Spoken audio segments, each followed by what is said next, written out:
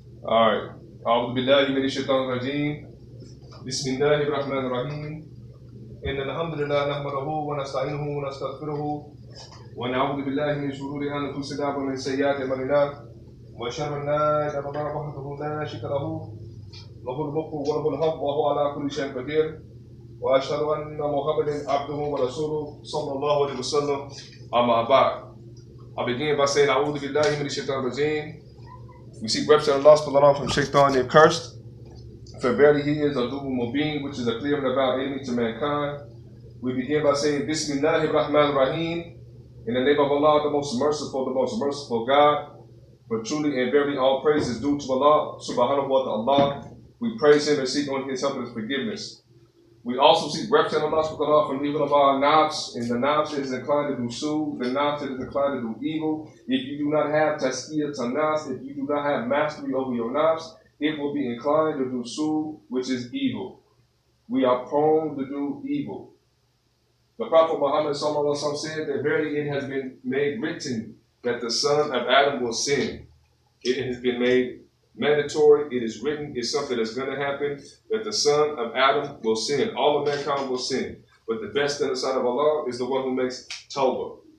So when you make a sin in Islam, it doesn't mean that you're doomed. It doesn't mean that it's over with.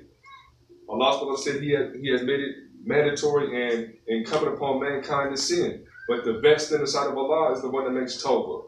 So those who ask for forgiveness, those who increase in good deeds, those who change their ways, those who don't turn back to what it is that they're asking tawbah and repentance for. So we seek refuge in Allah subhanahu from forgive our nafs, which is inclined to do su, which is inclined to do evil, except by the mercy of Allah, and we obtain Allah's mercy by obeying the Quran and obeying the Sunnah of the Prophet Muhammad sallallahu alaihi wasallam. We also seek refuge in Allah subhanahu from the evil of our sayyati Amaanee, which is those deeds and those actions that we do that are not sanctioned by the Quran and the Sunnah. And verily those whom Allah subhanahu wills to be guided to Islam, no one can lead astray. Those whom Allah subhanahu wills to be misguided from Islam, and no one can guide. We bear witness that there is no God but Allah, the one God who has no partners. And we bear witness that Muhammad ibn Abdullah sallallahu alaihi wasallam is his latest messenger. Amma abad. And the class that we had last week was on Sooratul-Faatiha, right? We was in Sooratul-Faatiha. So therefore I made a couple of a test sheet with about 18, 19 questions, okay? So those who are part of that group that I made, inshallah, the test is on here, but I'm gonna read it off. What I want you to do is get a blank piece of paper, write your name on the top of the piece of paper, right? And as the Prophet Muhammad sallallahu alaihi wasallam said, anything that you do, anything that you begin with, put Bismillahir-Rahmanir-Rahim on the top of your page, whether it's in English or whether it's in Arabic. Inshallah, those who come to the Arabic class, you'll learn how to be able to write Bismillahir-Rahmanir-Rahim in Arabic, and you can put it at the top of your paper, inshallah. But the Prophet ﷺ said that always begin with Bismillah. You can say Bismillah, or you can say Bismillahir-Rahmanir-Rahim. Bismillahir-Rahmanir-Rahim. Bismillah is just saying the name of Allah. Then we say in the name of Allah, the most merciful, most merciful. Now you're saying two more names of Allah subhanahu wa ta'ala. So you're recognizing his names and his attributes. So Bismillahir-Rahmanir-Rahim will be more benefit and more blessings than just saying Bismillah, inshallah. Okay, so this is from Sooratul-Faatiha. This is test 1. Inshallah, I might make some other tests. I don't know, Allahu Alam.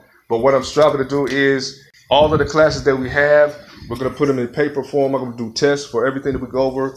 You know, we have a guideline, ayahs and whatnot that we're going through, and put it into a curriculum so that anybody else that comes later, we have all the tests, we have all the paperwork and everything, so we can go and do the same thing for any group that comes after us. We're going to divide today's class into 2 parts. The first part, we're going to go over the recap of what we went over last week, and then the next one, we're going to talk about Ramadan, inshallah. So, because Ramadan will be here in less than like 5 days, inshallah. So, we have to prepare ourselves mentally, physically, and spiritually, inshallah. And these are just questions just to you have a grasp and a better understanding of these names and understanding what it is that you're reading when you're saying Sooratul-Faatiha, because it's something that we have to repeat all the time when we do our prayers. So there's a great benefit in the Sooratul-Faatiha if we understand its meaning, inshallah. So we're just getting these questions so we can have a good understanding of what it is that we believe in, what we're saying, inshallah. All right, number 1. What are some of the names of Sooratul-Faatiha? Who can give me one? What's that? The beginning. That's okay. Sooratul-Faatiha means the beginning, the opening. What else? The Shifa. The Shifa, which means healing. What else? Ruqya, which means what? Cure. Okay, and it's also called the what? Oft-repeated verses. The what? The 7 oft-repeated verses. So it's called Alhamd. The praise is called the opening, which is the Fatiha. It's called Shifa, which means the healing. And it's called the Ruqya, which means the cure. Okay, and it's also called the 7 oft-repeated verses. So Kitab is one. Yeah, Kitab is also another. Thank you for that reminder. The reminder benefits the believer. Number 2, what is the difference between Rahman and Rahim? What's the difference? Rahman is the mercy for everyone, even if they're evil, and Rahim is the mercy for the believers. Alhamdulillah. So the difference between Rahman is a mercy for everyone, whether they're good, bad, wicked, right, or righteous. Ar-Rahim is a mercy that is specifically for the Muslimin that will save them from being in the hellfire forever. Okay, so this is the Rahmah, right? Our Rahmah, because we say La ilaha illallah Muhammad Rasulullah, our Rahmah is that Allah subhanahu wa ta'ala won't leave us in the hellfire. When I say leave us in the hellfire, that's because a Muslim, just somebody who says La ilaha illallah Muhammad Rasulullah, that makes you a Muslim because you made your proclamation, you make your declaration, you did your shahada. That's the Muslim. But just because you're a Muslim doesn't mean that you won't be thrown into the hellfire. If you're a Muslim, not a mu'min, there's different levels.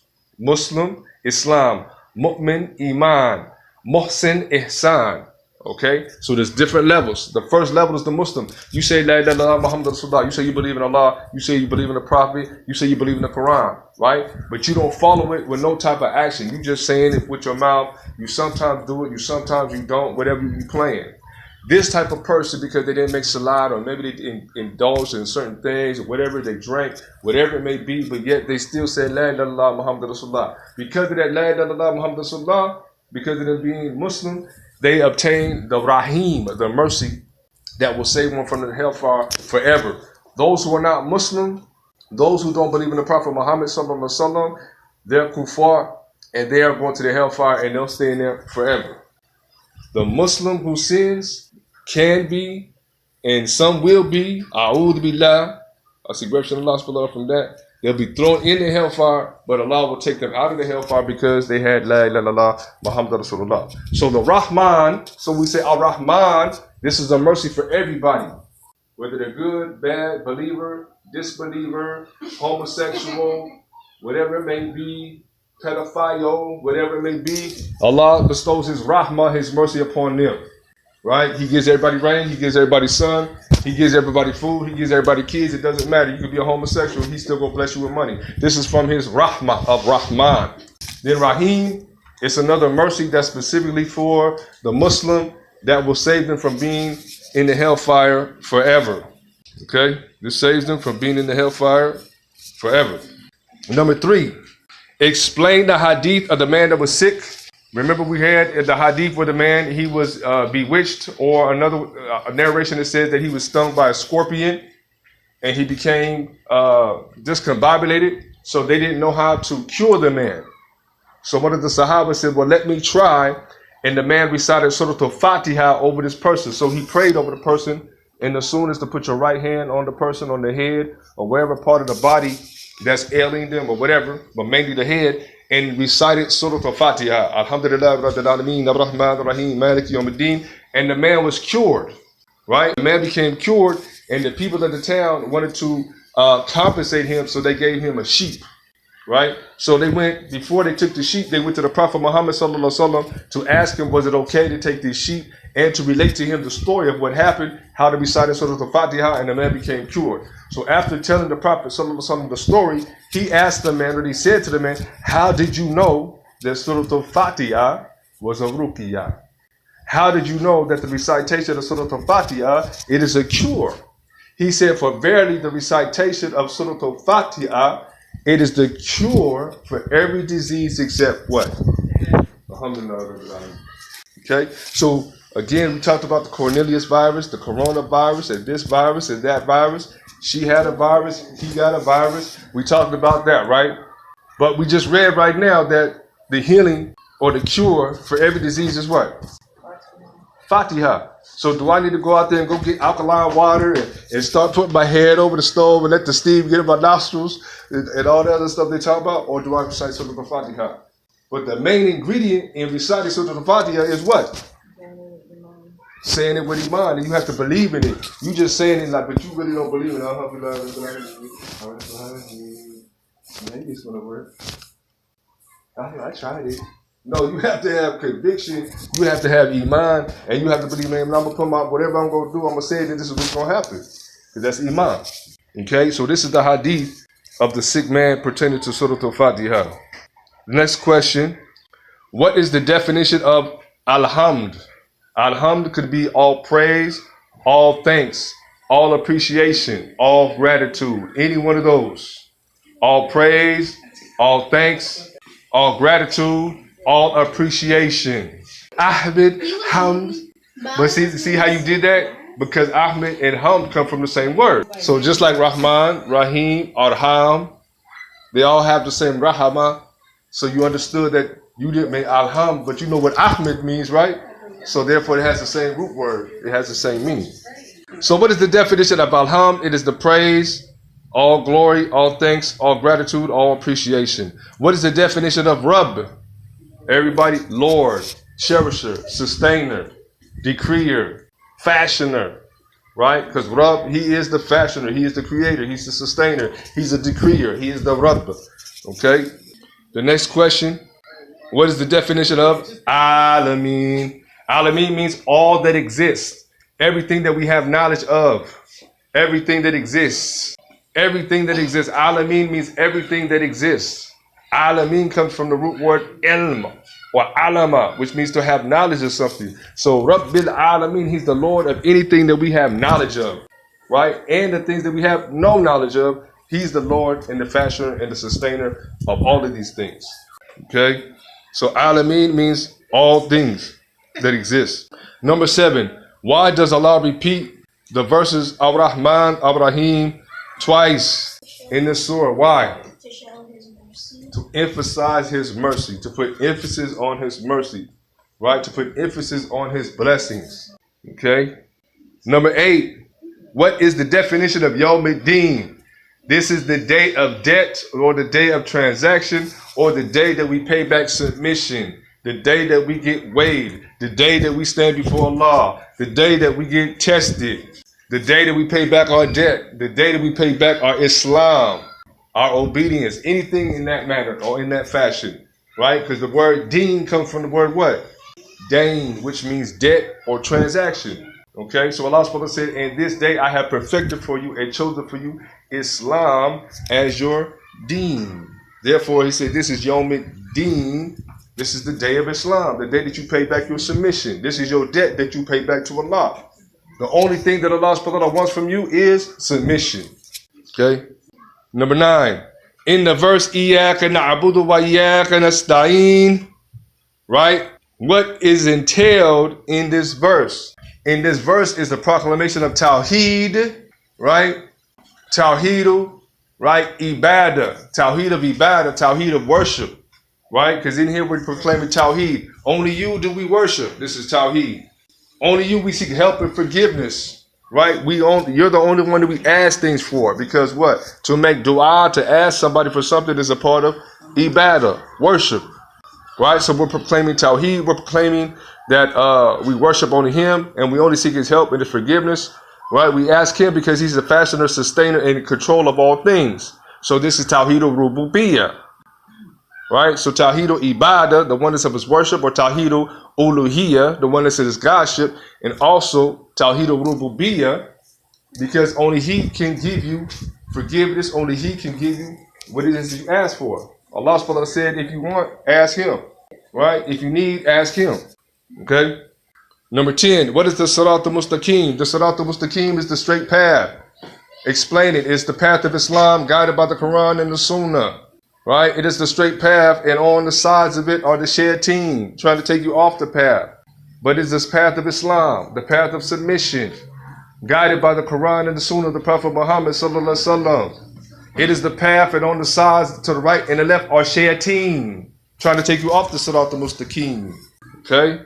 So number 11, who are the ones that Allah subhanahu wa ta'ala has bestowed his ni'mah on, or his bounties on? And we're going to say it in order. So the first one is Nabiyyin. Everybody say Nabiyyin. Nabiyyin. These are the prophets. These are Nabis. Okay? Number 2, right? Everybody say Siddiqeen. Siddiqeen. These are the truthful ones. Okay? Now the next one, everybody say Shuhada. Shuhada. This comes from the word Shaheed. This means the martyrs. The martyrs are those who bear witness. See, when you put your life on the line, you bore witness to the truth because you was willing to put your life on the line. So you became a Shaheed. You became a witness. You became the truth. Right? So after the Shuhada, we say, everybody repeat after me. Saliheen. Saliheen. And these are the righteous. Those who work righteous deeds. Those who work Amal Saleh. Those who work deeds that are righteous. Deeds that are straight.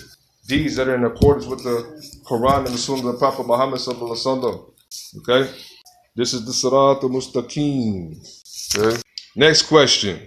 Number 12. Who are the ones that incur Allah's wrath? Those who are bestowed upon Allah's anger and wrath and curse.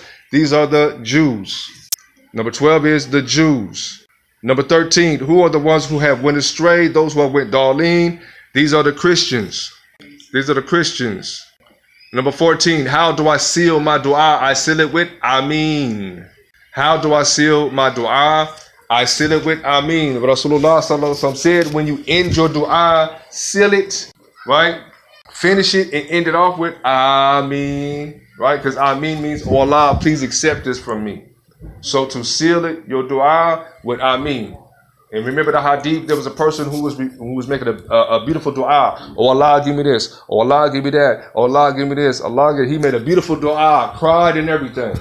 Right? Made it rhyme and everything. But Rasulullah said, if only he would have sealed it with Ameen.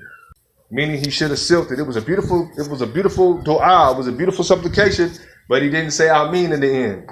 He said, if only he would have sealed it with Ameen. So we say Ameen at every dua. When you're making dua, don't say Inshallah. So when you say, oh Allah, please guide me to the Siratul Mustaqim, if you will. It ain't if you will, he does have the will. So when we're just talking amongst ourselves and we say, well, Inshallah, I'll be there tomorrow. Or Inshallah, I'll come pick you up. We're talking to another person, individual, a human being. But when we're asking Allah subhanahu wa ta'ala, who is in control of everything, it's not if he wills, he does have the will. Not if you will, he does have the will. I said, oh Allah, bless his sister with strength. Oh Allah, bless her with obedience. Oh Allah, bless her be submissive. Oh Allah, I pray you bless her to guide her feet. Oh Allah, I pray you bless her to humble herself. Oh Allah, please make this happen because you're in control of all things. All you have to do is say, be it it is. Ya Allah, Ameen. Please bless me with that. Ameen. You don't say, Inshallah, if you will, Ya Allah. Don't ask. The one who's making the dua doesn't say, oh Allah, Inshallah. If they're talking to Allah, they don't say Inshallah. Talking to somebody else, we say Inshallah. Okay. Number 15. What else should I say when finishing up a dua? Number 1, I say Salli upon the Prophet in the beginning, the middle, and the end. I make Salli upon the Prophet. Okay? On the other part is I make the dua of Yunus alayhi salam. I can make the dua of Yunus alayhi salam, which is joining the whale when he was in the belly of the whale, right? Or I make it Salli upon the Prophet. Allahumma salli ala Muhammadin wa ala ali Muhammad kama salli ta'ala. Right? I can say that in the beginning, the middle, and the end, and your prayer is ever heard. I could do all 3 of them. I could pick 1 or just 2. You know, Allahu Alam. But the main emphasis is that there's other things that you can do when you make your dua so that it can be ever heard. Alhamdulillah Rabbil Alameen. Who can tell me the dua of Yunus alayhi salam in Arabic? Yes.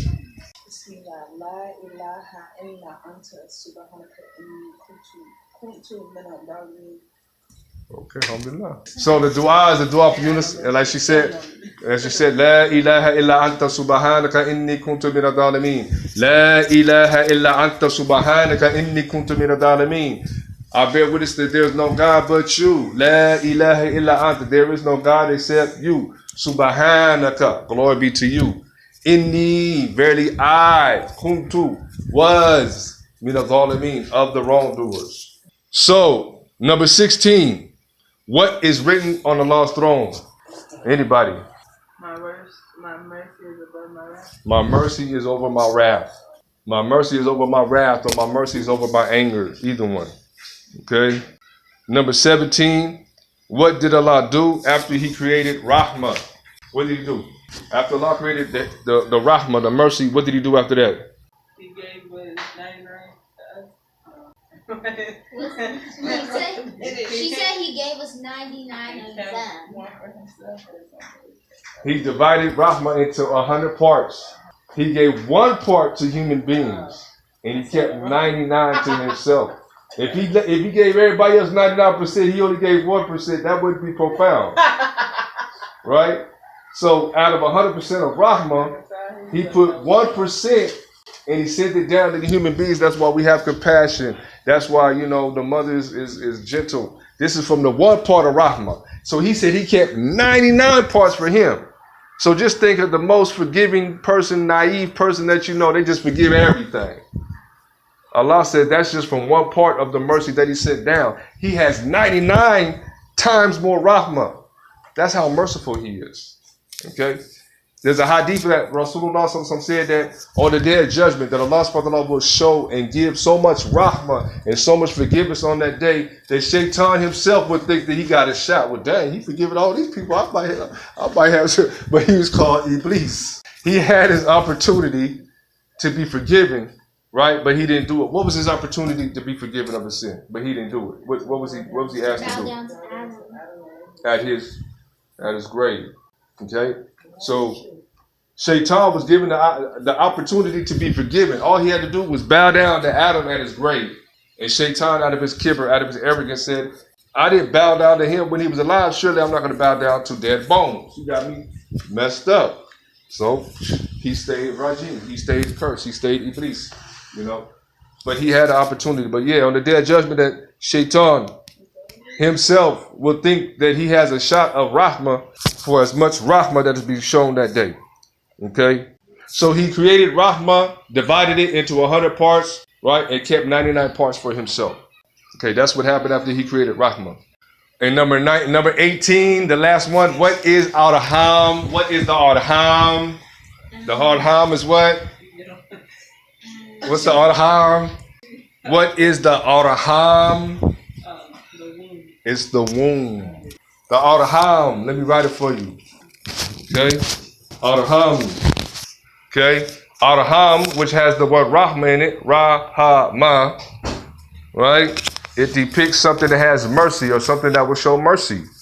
And there's nothing more merciful than the mother's womb or that which comes from the womb. She's loving and caring and merciful to what came out of her womb. Arham. That's why Allah subhanahu wa ta'ala said, and anyone who breaks the Arham, you break the family ties, you break the womb, the child, saying cherish the ties that the womb bore you, right? If you split off these things, Allah subhanahu wa ta'ala said, there's a hadith where the Prophet Muhammad sallallahu alaihi wasallam said that Allah had a conversation with the Arham. He had a conversation with the womb. And He said, anyone that separates ties from you, I separate myself from them. But anyone who keeps the ties to you, I will keep my ties to them. This is a conversation that He had with the Arham, with the womb. That's why it says, be dutiful to your parents. If you are one who's disrespectful to his parents, he could be one that could be refused to enter into the paradise. Paradise is under the foot of the mother. Right? Paradise is in obedience and being respectful to your parents. Okay? So, alhamdulillah, rabbil alameen, these are the questions, these are the answers. Now you know what you have to do. Because those who didn't pass, you're going to take the test again. For the sister that just got here, the class that we went over this in is on our YouTube channel. Okay? Inshallah, next week, we'll go over it again, inshallah, just to make sure that you guys have a better understanding of it. You understand a little bit of the Fatiha. Hopefully you go over the videos, inshallah, and get a firm understanding of the Fatiha.